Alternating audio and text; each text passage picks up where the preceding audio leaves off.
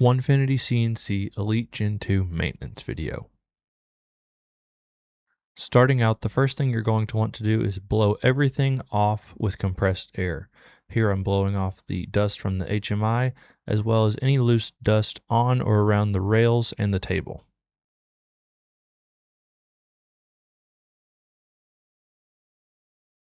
After that, we're going to move on to wiping off our ball screws and rails. Here we can see, because of the dust covers on the Gen 2, we don't have very much on the ball screws or the back sides of the rails, but we still want to make sure that we get any old oil or loose debris off of those. Here again, you can see there's not much left, but we're going to wipe these all down.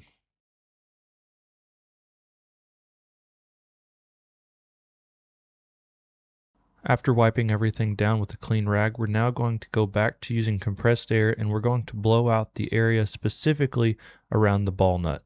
Here I'm hitting that from both sides, making sure there's no loose debris inside of the housing around the ball nut or near the seal of the ball nut and the sealed bearings along the tubes.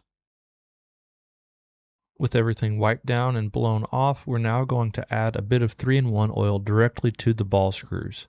Because there are no oil ports on the gantries for the Gen 2, you're going to place the oil directly onto the ball screw, then jog it back and forth to work that oil into the ball bearings inside of the nut.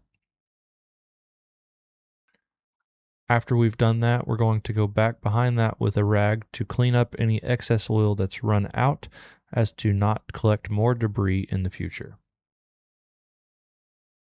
Moving on from our ball screws, we're now going to oil the linear bearings. Here I'm placing a rag underneath the gantry, and I'm going to pull the magnetic covers off of the bearings so that we can access the oil ports that are drilled into the sides of the bearing seals.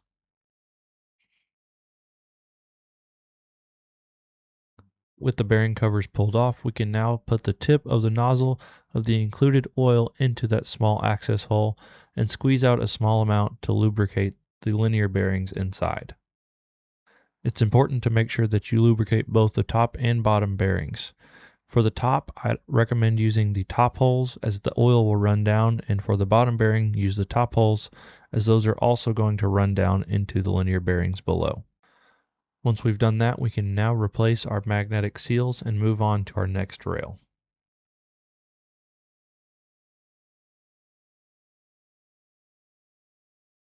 We'll repeat that same process that we've just done on the X rail on both of the Y rails. First, removing the covers, then squirting a small amount of oil into the access holes before replacing the magnetic covers and wiping off any excess oil that might run out. If at any point you run out of this oil that was included, you can use 85W140 gear oil in its place. This is easily accessible at most auto parts stores. With everything oiled, we're now going to make sure that our Z-slider bolts are also still secure. These are the most likely to rattle loose over time, so we're going to check with a 4mm hex key and ensure that everything is snug.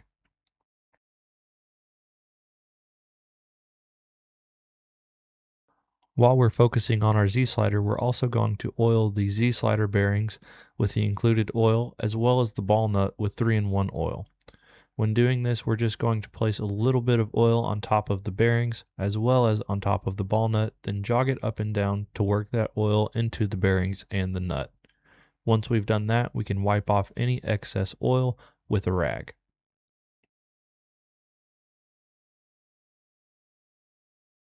The last thing to check is the white bushings on the ends of the rails. Here, this one is secure and doesn't need any attention. On the other end of this ball screw, we see this one is a bit loose, so we'll use a 2mm hex key while holding it in place with our other hand to tighten down and secure it in place.